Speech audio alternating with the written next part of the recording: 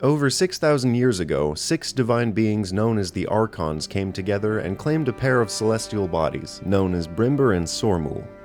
Time passed, wars were waged, and cities grew from the era of dust till the rusting ages. Then, 120 years before the game, the skies went red. Demonic creatures fell from the heavens and waged war on life itself. Prayers to the Archon of War, Obrillion, were left unanswered for the first time those days. Eventually, the reign of demons stopped, and the bulk of them were beaten back by nameless heroes. But the destructive force of a worldwide war left a permanent stain, and many of the living demons went into hiding. In the port town of Blastow, on the planet Sormul, a young boy named Ket found one of these demons bound by chains that called itself the Old Man.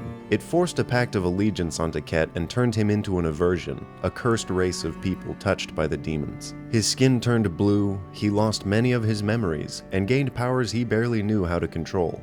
2 years later, his uncle, a shop owner named Mikhail, sent him into the woods to deal with bears. A few other adventurers were hired to join Ket: Abris, a halfling druid from the woods themselves; Altair, an enigmatic woman with an enormous axe; and a turtle, a mystical being of legend named Ollo.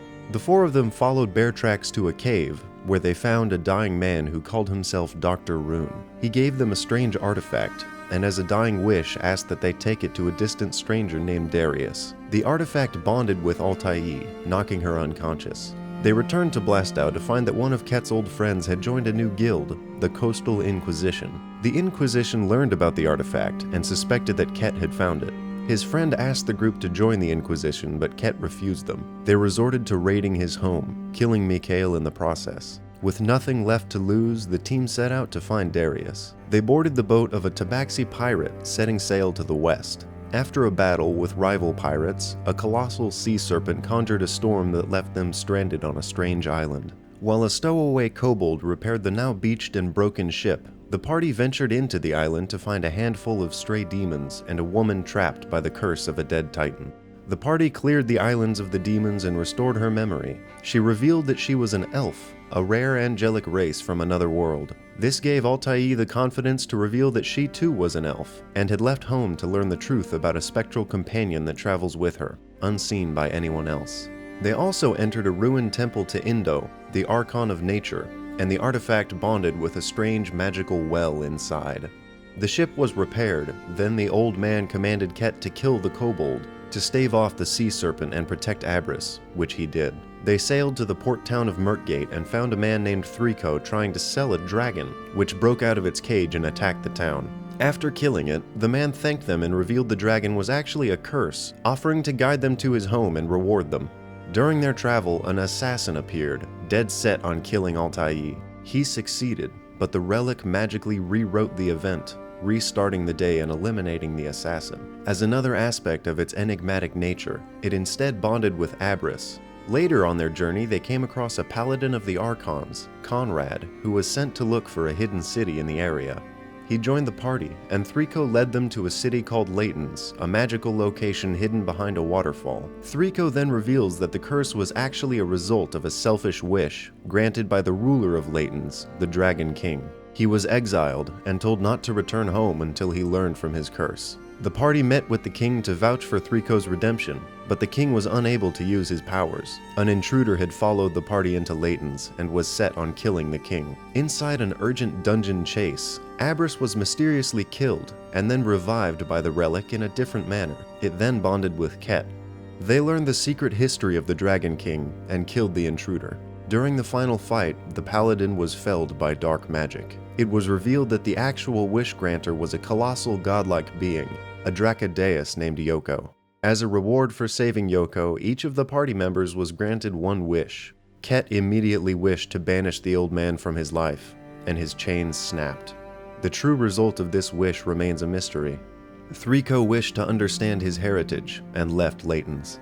Ollo wished for Conrad, the paladin, and Conrad's wife to be revived. Abris abstained from her wish, being content with her life.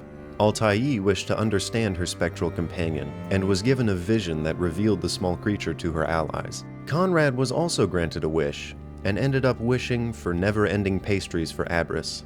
He then left to live quietly with his wife. The party stayed in LATENS for a while and helped the people in town. Ollo was then psionically contacted by his brother, who said their other two siblings had gone missing. He promised to meet them in a few days' time, and the party set out to greet him. Instead, they found a nightmarish creature that tried to abduct Ollo, and almost seemed crafted to void the party's abilities.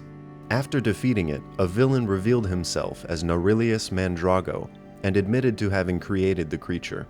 He invites the party to his manor, threatening to kill Ollo's missing siblings otherwise. The party changed their priorities and headed toward Mandrago.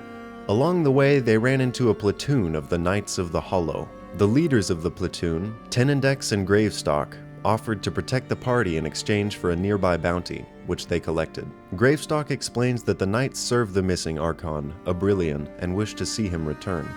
During their travels, Ket reads an ancient codex through magical means, and speaks the name of a demon, accidentally summoning it. The giant volcanic creature laid waste to the Black Knights, killing all but Tesseract before being felled. Tesseract swears vengeance on them and vanishes into the night. Ket, horrified by his mistake, left the party in hopes they would succeed in their tasks without his help or leadership. Feeling empty without Ket, the party ventured into a desert city of oaths, Vertruvia, and allied with a warrior from the area named Delia. Using divination magic, they learned that Ket was somehow in two locations at once. They tracked him inside the city to find a human man who resembled Ket, but he fled from them. They went into the desert to investigate the other location, and Delia revealed that she was friends with a tame demon, a giant skeletal bird called the Waking One. It led them to its nest, a giant mound of those who had fallen in the desert. Here they found the body of their Ket, his blue skin now colder than before. Delia revealed that she now has the relic, and feels compelled by dreams to visit a nearby dungeon. On the way to the dungeon, the human finds them, revealing that he is the recreation of Ket by the relic. They continue onward to find a hidden temple of Gen, the twin Archon of life and death. They see visions of their families, and find another well. When the artifact bonds to it, the Waking One goes into a frenzy and has to be killed by Delia. Once the well is activated, it becomes a magical portal to the Temple of Indo they visited before. They bid farewell to Delia and continue across the desert.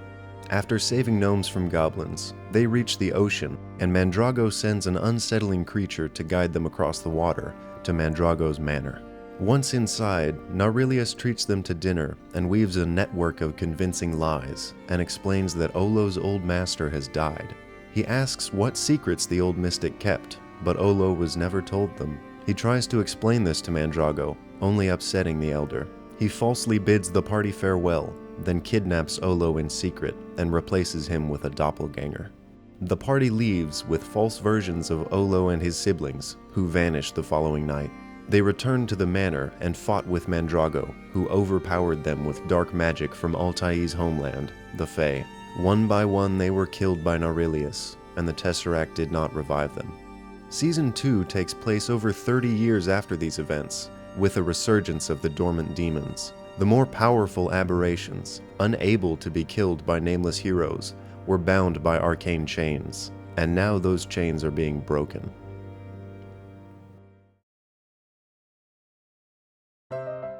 Just what is the Tesseract? Who was Dr. Room?